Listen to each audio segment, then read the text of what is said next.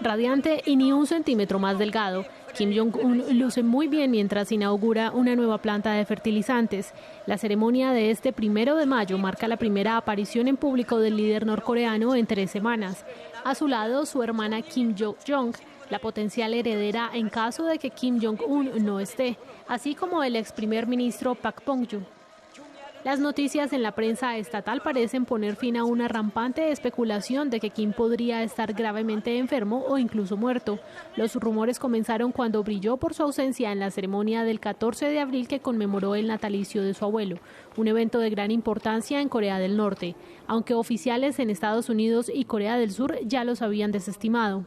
Es cierto que él no estuvo en el evento por primera vez desde que asumió el poder. Sin embargo, aparte de la celebración del natalicio de Kim Il-sung, muchos eventos de este tipo, incluidas celebraciones, banquetes y reuniones nacionales, han sido canceladas por las preocupaciones sobre el coronavirus.